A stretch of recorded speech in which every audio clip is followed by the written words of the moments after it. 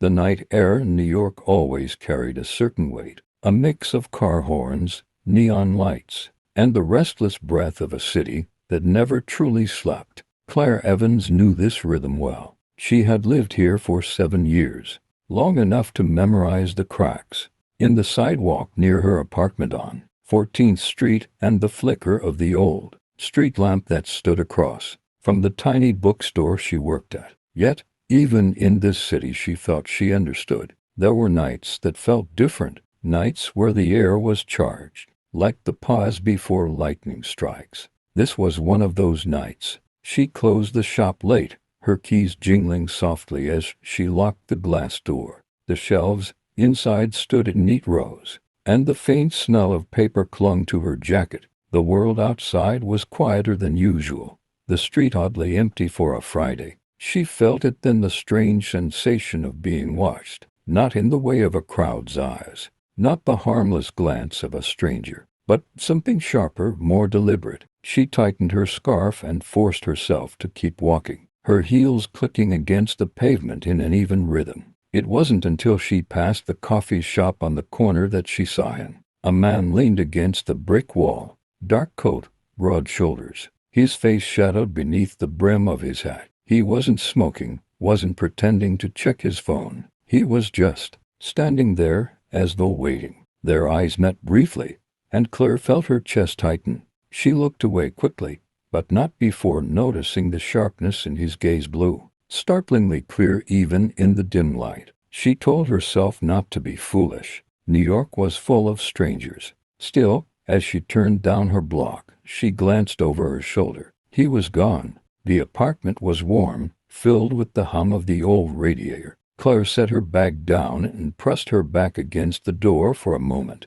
closing her eyes. She wanted to laugh at herself, to shake off the unease, but the image of him lingered in her mind. Something about the way he had been watching her made her pulse quicken. The next morning, the city returned to its usual noise. Claire's bookstore opened at 9. And she was busy arranging the front display when the bell above the door chimed. She looked up and froze. It was him, the same man from the street, only now without the shadows. He had trimmed dark hair, a neatly pressed shirt under a charcoal coat, and eyes that seemed to notice everything at once. He walked in slowly, as if he had all the time in the world. "Good morning," he said, his voice low, smooth, carrying a hint of something she couldn't place.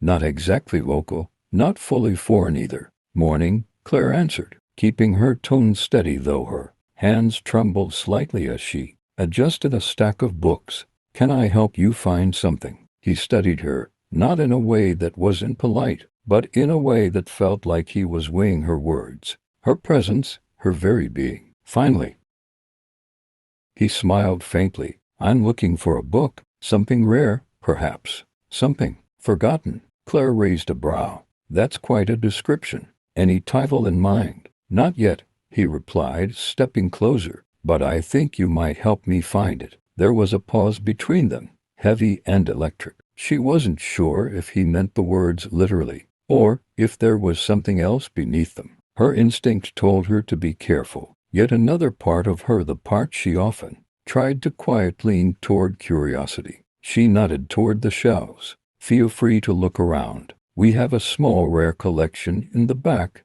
if you're interested." His gaze lingered on her for a moment longer before he moved past, his footsteps silent on the wooden floor. Claire exhaled slowly, realizing she had been holding her breath. For the rest of the morning, he wandered through the store. He touched the spines of books gently, as though each one held a secret. Occasionally, he glanced toward her, and each time, she felt that same pull in her chest. When he finally approached the counter, he carried an old volume of poetry. "I'll take this one," he said. She rang it up, sliding the book into a paper bag.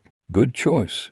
Rilke." He tilted his head. "Do you like poetry, Miss Evans?" "Claire Evans," she replied, hesitating only slightly before giving her name. "Claire," he repeated, as though tasting the sound. "Yes, I believe you do like poetry. You look like someone who listens between the lines." She wasn't sure whether to laugh or step back. Instead, she simply handed him the bag.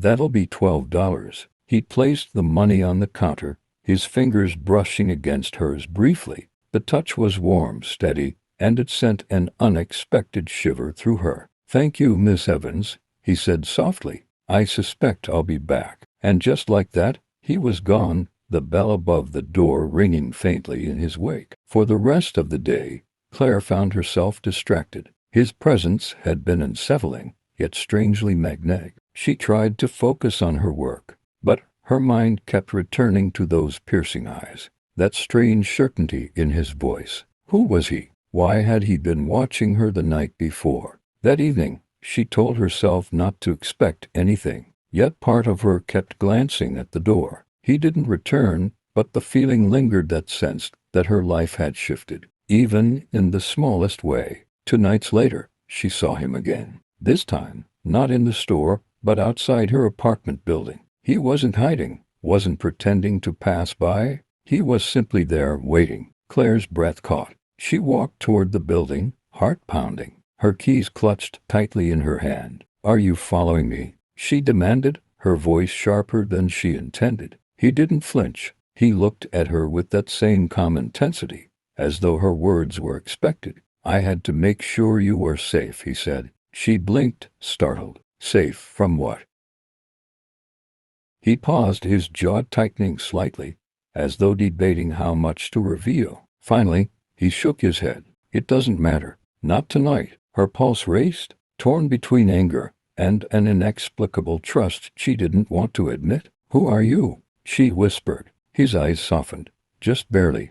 "Daniel," he said. "My name is Daniel." She waited, but no last name followed. Only that, and the steady weight of his gaze. For reasons she couldn't explain, Claire didn't run. She didn't call for help. She simply nodded, unlocked the door, and stepped inside. And though she told herself she should forget about him, she knew she wouldn't. Not tonight, not ever. What she didn't know was that Daniel's presence in her life was no accident, and the secrets he carried were about to unravel. Everything she thought she knew not only about him, but about herself. The following week passed like a blur, but Claire could not shake the image of Daniel. His sudden appearance outside her apartment had left her unsettled, yet strangely comforted. At the same time, she had replayed their short exchange again and again, every word echoing in her head. He had said he wanted to make sure she was safe. Safe from what? By Tuesday evening,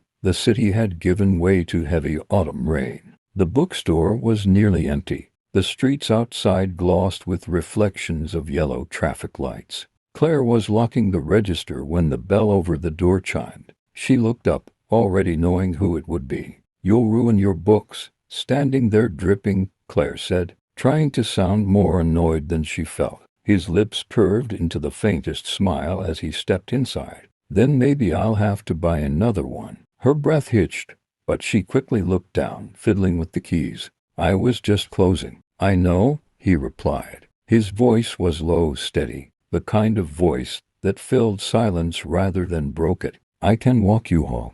She froze at that. "Why?" His eyes held hers, and for the briefest moment, she thought she saw something flicker behind them, concern. Yes, but also something heavier, something like regret. "Because it's raining," he said softly. "And because I want to." Her heart beat faster than she wanted to admit. Against her better judgment, she nodded.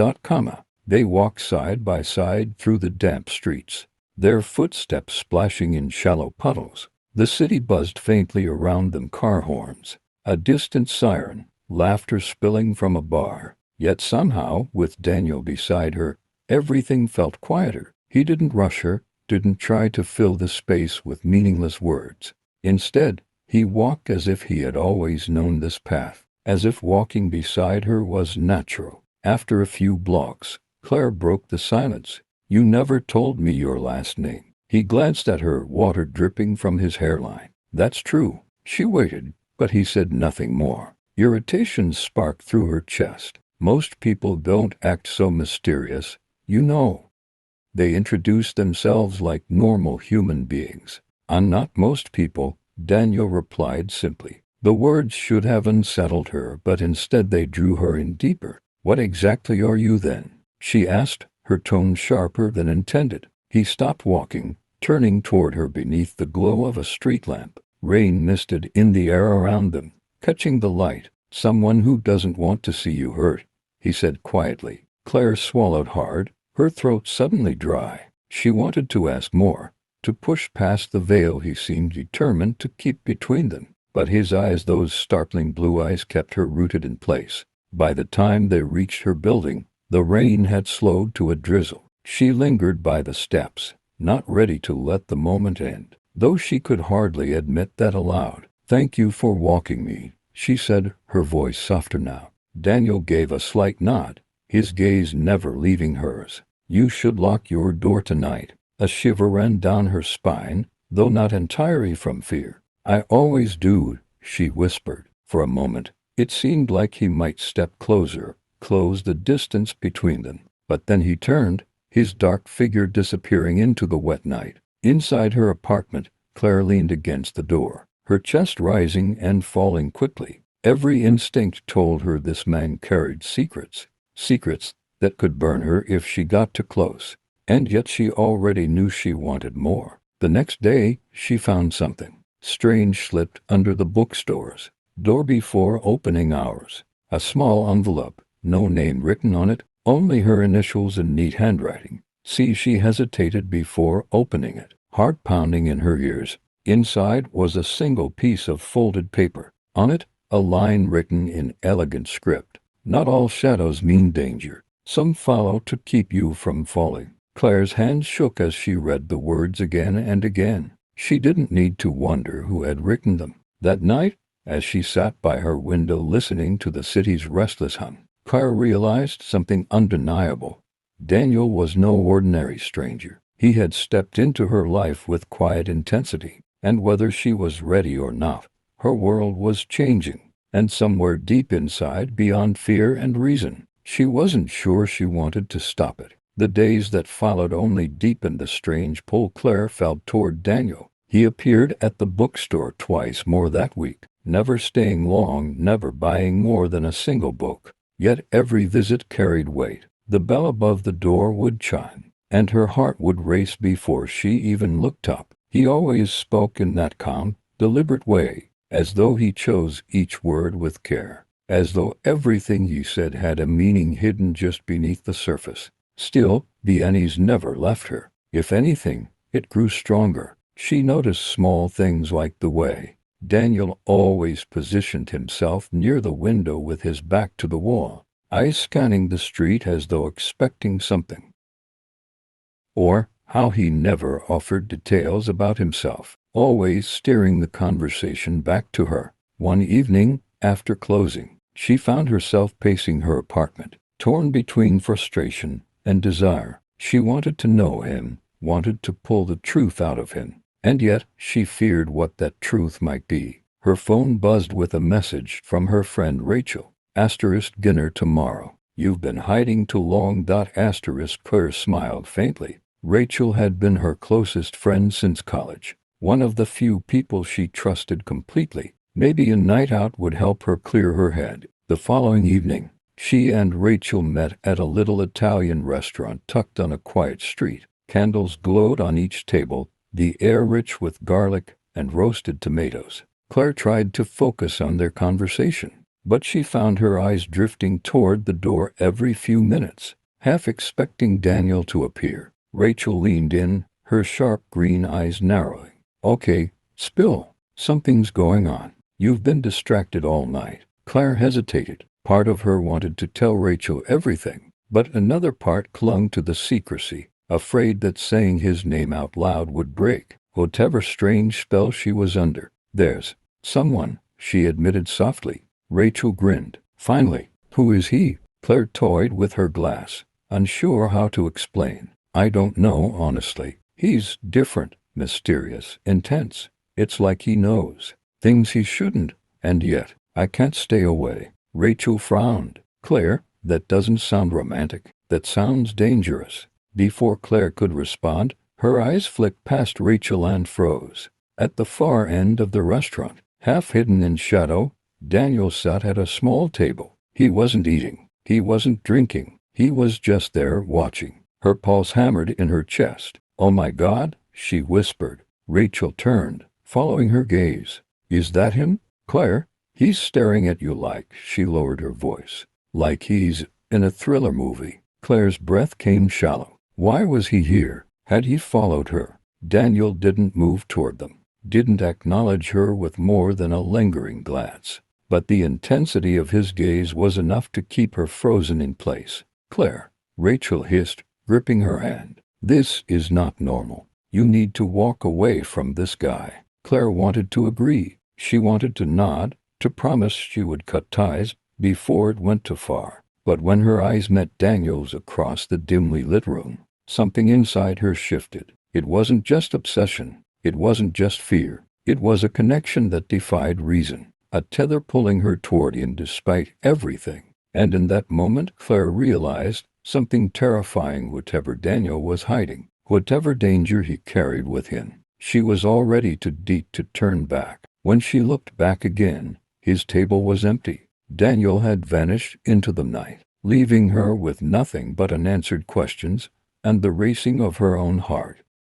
The little Italian restaurant smelled of warm bread and garlic, but Claire could barely taste her food. Rachel's words rang in her ears, but her mind was fixed on Daniel's shadowed presence. His gaze had felt like fire on her skin, and when she looked again and found his table empty, the air around her turned colder. Rachel was still talking, warning her, insisting she cut ties, but Claire could barely respond. That night, when she lay in bed, she replayed the scene over and over. She wanted to be angry, wanted to call him out for following her, for making her feel like prey. Yet beneath the fear, something shameful stirred, desire. The next afternoon, the bookstore was quiet. Only a few regulars wandering the aisles. The air smelled of paper and coffee grounds from the shop next door. Claire tried to immerse herself in routine, stocking shelves, checking receipts, anything to steady her mind. And then the bell above the door chimed. Daniel stepped inside, his coat damp from the drizzle outside. His eyes met hers instantly, like he knew exactly where she'd be standing. Her breath hitched. "Why were you at the restaurant?" she asked before he even reached the counter. He paused, his jaw tight. "I needed to make sure you were safe." "Safe from what?" she demanded, though her voice trembled. Daniel leaned closer, his presence overwhelming, his voice low enough that only she could hear. "There are things I can't explain yet, things you don't want to know. But if I told you the truth, you'd never look at me the same again." Claire's heart pounded. His nearness unsettled her, yet she couldn't pull away. The scent of rain clung to him, the warmth of his body pulling her in like a magnet. She wanted to demand answers, to scream, to run, but instead she whispered, "Then why can't I stay away from you?" For a fraction of a second,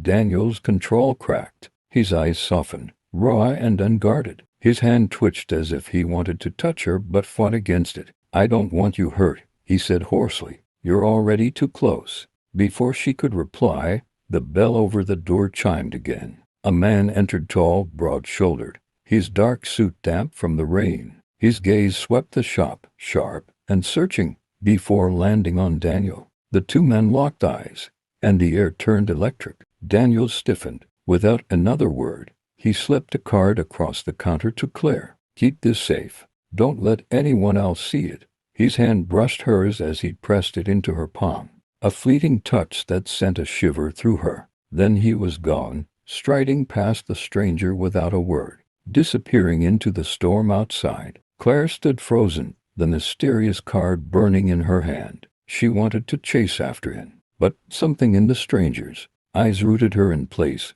cold, calculating, as if he knew exactly who she was and what Daniel meant to her. The card trembled in her grasp. She hadn't looked at it yet, hadn't dared unfold the secret then. Hey guys, if you really enjoy watching my videos and want me to post such type of content daily, then please like, subscribe, and share the channel. I love you so much. Please show love.